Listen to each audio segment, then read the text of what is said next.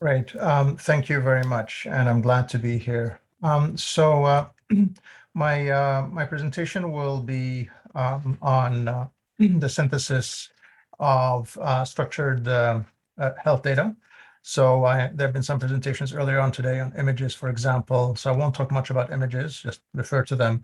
The focus is on structured information and methods to synthesize that type of data and the applications.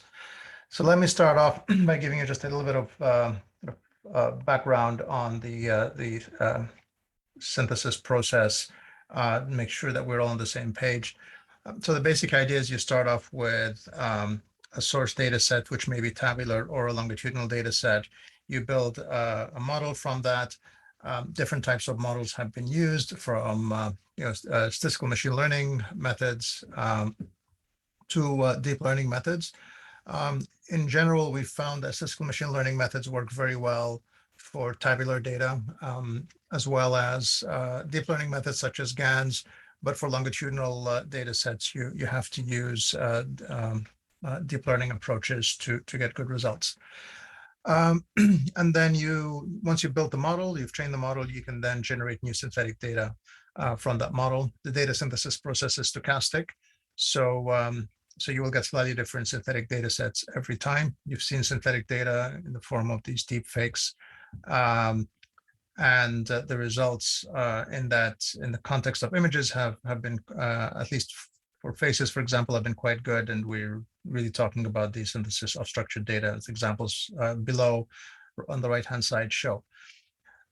Just a couple of things or assumptions about synthetic data generation, in that we make no presuppositions about the analysis that will be conducted with the synthetic data. So the synthetic data are intended to be used for many different types of analyses and many types of unknown analyses. So knowledge of the data in advance, data applications or the workloads in advance is not a prerequisite for going through this process.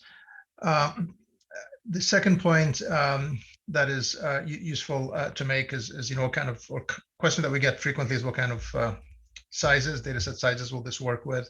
So since we started creating synthetic clinical trial data sets as our initial set of projects, we've developed methods for the synthesis of small data sets. And of course, these can scale up to large data sets as well. The techniques you use for the synthesis of small data sets, such as clinical trial data, where you have perhaps a few hundred patients, are quite different from those that you would use for building generative models when you have tens of thousands or hundreds of thousands of patients. So in practice, if you want to be able to work on multiple types of data, you need to be able to scale up and down and use multiple techniques to enable you to do that.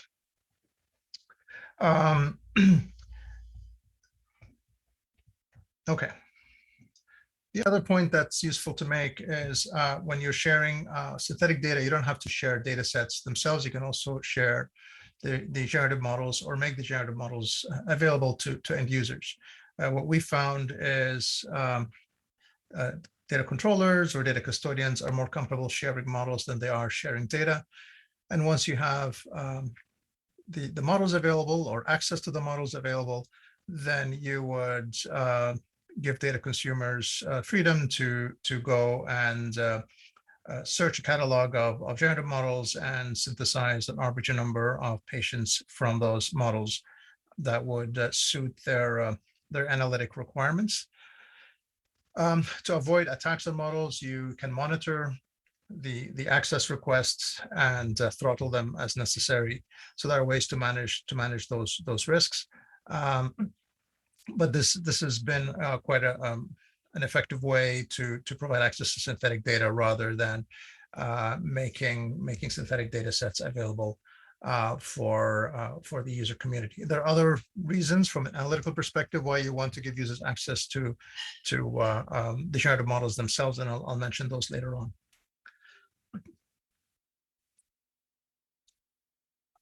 And just again, as background, there are really two high-level use cases for synthetic data generation. One is replication, and the other one is inferences of population parameters.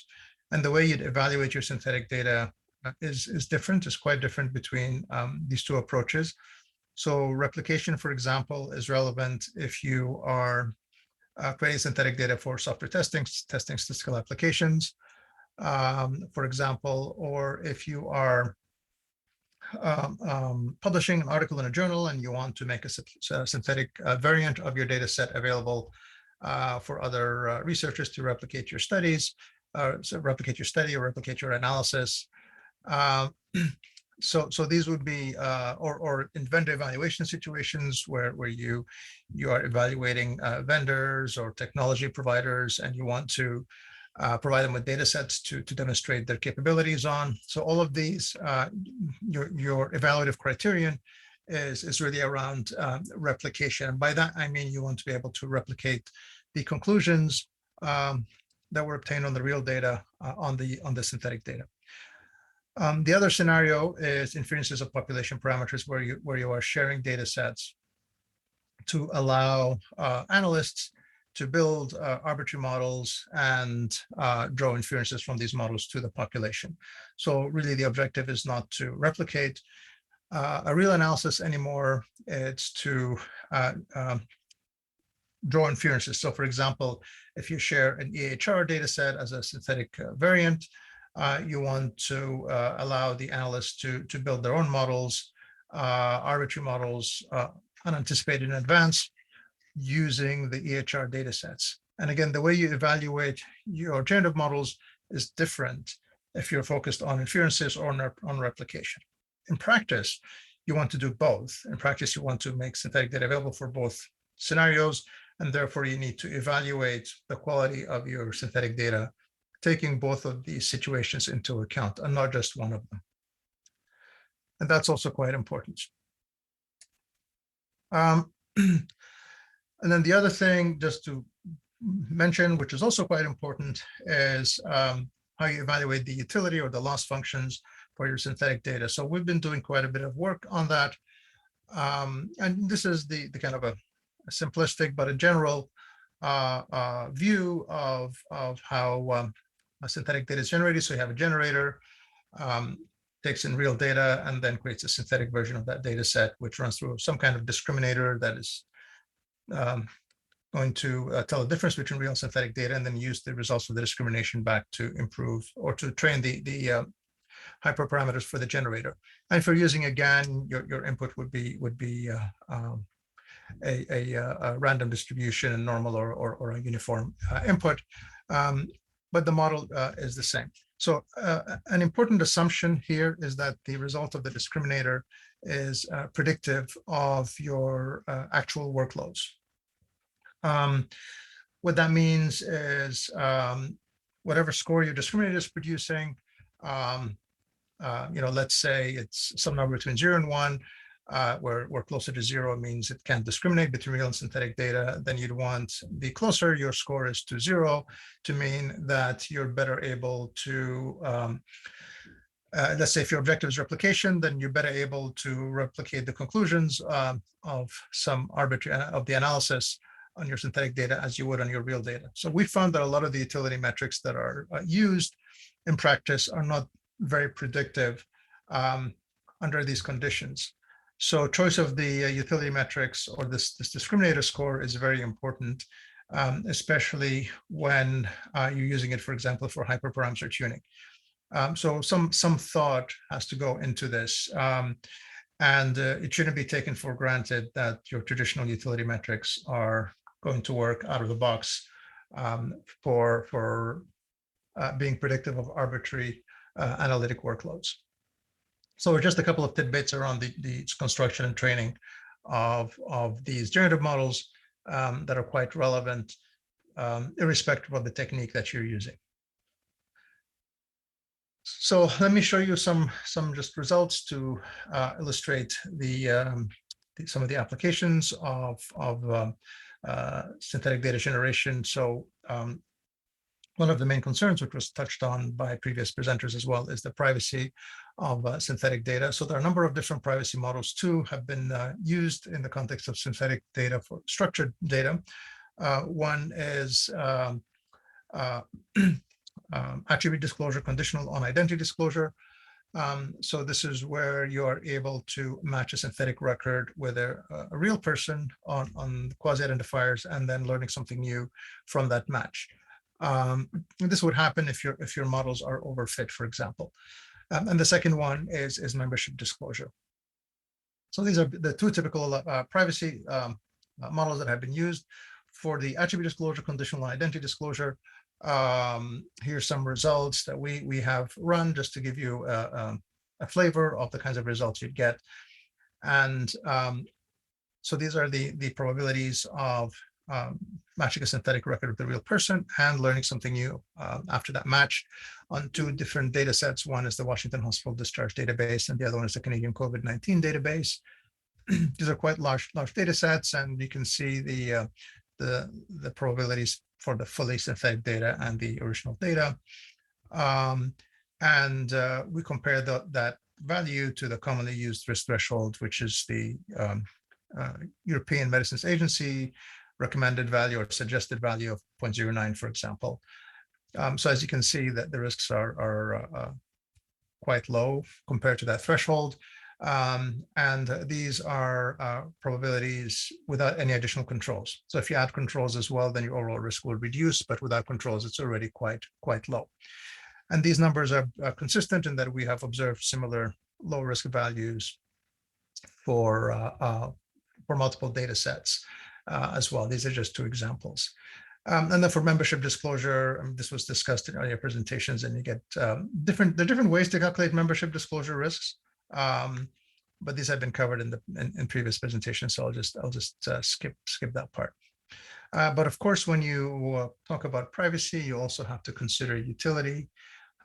So one of the good ways, I won't say the best way, but certainly a very good way to evaluate the utility of synthetic data under the replication scenario that I mentioned earlier on is to compare the conclusions you would draw from your synthetic data with the real data.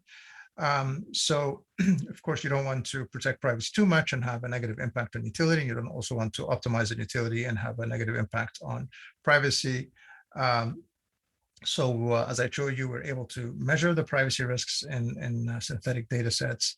And you have to balance that against utility. So I'll show you some results evaluating the utility risks under the replication use case.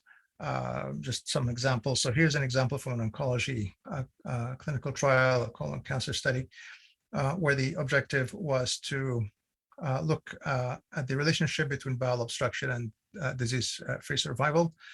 And this is a Cox model. And it's an adjusted model where we adjust for various covariates. And really the objective is to look at the relationship between obstruction and DFS. And as you can see here, the estimated parameter and the confidence interval for our main variable are very similar between real and synthetic data sets with quite a high confidence interval overlap. And we've obtained similar results as well when we are comparing the conclusions drawn from real and synthetic data sets for clinical trial data sets. And as you can see here, the conclusion will be the same, and even the parameter estimates are actually quite close when computed from the synthetic data set.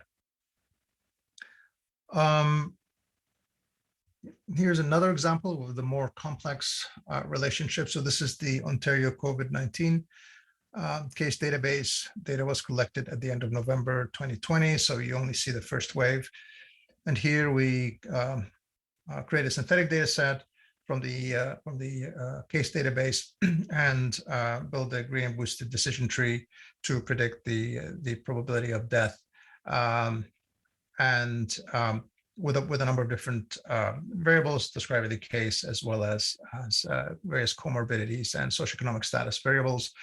And here's a conditional partial dependence plot showing the data reported as number of days from 1st of January 2020 versus the mean probability of death for the real and synthetic data sets with a 95% confidence interval. As you can see, The shape of the curve is very similar between the real and synthetic data sets. Again, for this somewhat complex relationship. And the conditional partial dependence plots do factor out the other covariates in the model. So we're looking here at the impact of time on mortality. And here's another analysis from that study where we looked at age. And this is, again, is first wave. So this conclusion is different now.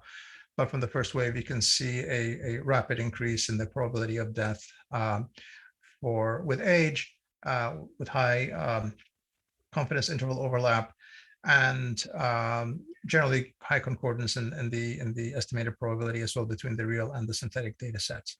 So we've seen similar patterns across multiple studies and multiple data sets with respect to data utility when we looked at the replication use case and for different types of clinical trial data, as well as public health data sets and other types of analyses, including, for example, EHR, complex EHR data sets and longitudinal data. Would have presented that to you, but it's a lot more complex presentation for a short period of time, but we've given other presentations on that. And also other EHR data sets and other type of longitudinal data such as claims data and so on. And generally the results are concordant with what I showed you today and with respect to similarity between the real and the synthetic data sets. And then the other big use case is inference of population parameters. The way you'd evaluate that is different. And so I just wanted to highlight that as an important consideration if that is your audience or that's the intended use of your data set. The other topic I'll touch upon is the creation of virtual patients. So we see a lot of cases where external controls are used for single arm with single arm studies. Here we're really talking about the use of internal controls, where you partially recruit some patients and then you simulate the remaining patients to augment your control group. So we've developed some approaches using data synthesis or generative models to maintain the randomization properties of the trial and to augment patients in the control group that allow you to, again, using the replication use case to obtain the same results as as if you had collected data on real patients. So from that perspective, it's one way that can allow us to increase the number of patients without actually having to go and recruit patients. This is early stage, so I don't want to overemphasize this, but the results for this application or use case for generative models has shown promise and potentially quite exciting implications moving into the future. And then the next stage, of course, is to evaluate this in the context of the second use case, which is population inferences, where you're not just focusing on replicating the results had you collected the real patients that are virtual patients, but just using the data to draw a general population inference about the relationships and not focus on the replication. So that's ongoing work, and hopefully we'll be able to share some of these results with you in the future. There's some references here for some articles that explain or show you more data on the results that I have just shown you, and then some links to our website where you can get additional materials, as well as links to other presentations which go into some details and some of the points I just raised. Thank you very much. Thank you very much, Khaled, on the interesting presentation on Replica synthesis soft data. I have a question. As I was listening to your presentation, when you were comparing real data and synthetic data, I was thinking that the technologies that are used to deal with the original data, we know them. There are privacy-enhancing technologies, homomorphic encryption. We heard this morning the presentation of Jean-Louis about Medco. So what I want to say that is we know what are the drawbacks of these technologies. Could you explain a little bit more the technologies that are used when you deal with synthetic data? Yeah, I mean, the most commonly, at least for health data, I mean, there are many techniques that can be used, but for health data, the generative models that have typically been used are on the statistical machine learning side. I mean, you have copulas, you have sequential synthesis, which typically would use gradient boosted decision trees or some form of superlearners. And you also have Bayesian networks. So those three are commonly used. For health data, I mean, I have a lot of experience with sequential approaches, and they have worked very well once you've optimized them.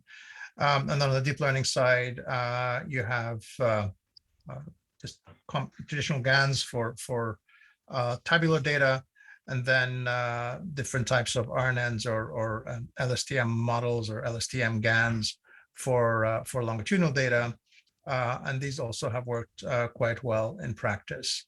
And then for very, very long sequence data, such as data from wearables, you use different approaches to synthesize long sequence data. So the LSTMs are good for shorter sequence data, a few hundred, maybe a few thousand observations per patient. But when you have much longer sequences than that, for example, as you would see in financial transactional data as well, where you can have tens of thousands of observations per individual, then different approaches would need to be used. So you really have to select the modeling technique that is appropriate for your type of data. In practice, you want to have a toolbox of different techniques that you can select from for the types of data that you would expect to encounter. Although we're seeing multimodal data, as we've heard before. So in practice, we'll see different types of data sets with different characteristics. And again, in practice, we typically mix those approaches together to create a synthetic version of some of these complex data sets. Thank you.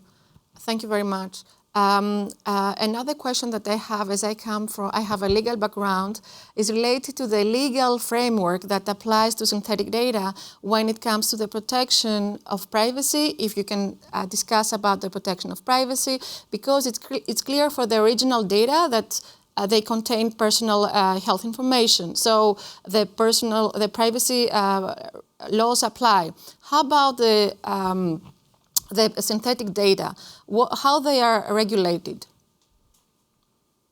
So I mean, I'll give you some data points on that. One is that we can measure, I think, reasonably well the privacy risks in synthetic data. And so we can quantify it. Again, the models are reasonable. I think they work pretty well in practice. So we can quantify it, and based on the evidence we have so far, not just us, but other folks working in the space, that the risks are quite low for synthetic data sets without the addition of controls. And if you add additional controls like security, privacy, and contractual controls to manage the risk, then the risks are even lower. And they tended to be as low or lower than traditional de-identification methods as well. And this is particularly true for more complex data sets. Traditional data identification methods tend to have be challenged when you're talking about very complex data sets, whereas synthetic data tend to do well in that type of scenario from a privacy perspective. So we have evidence and we can quantify it. We have benchmarks to compare against, so we can come up with credible claims around the risks. The other point I will make is CNIL, with the French Data Protection Authority, which has had the authority to certify anonymization methods for many years, and has not done so, very recently gave their stamp of approval for a data synthesis methodology for creating anonymous data. So, if you've been in the privacy space, this is an important development in the sense that CNIL has not been willing to give their positive approval or positive opinion on anonymization methodology for many years, and doing so for a synthetic data generation methodology, I think, is an important statement around the perception that synthetic data generation is getting from regulators. So that's another data point.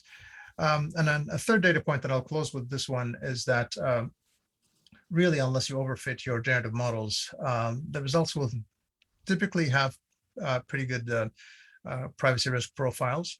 And if you do this well, you shouldn't be overfitting your models to the extent that they present privacy risks.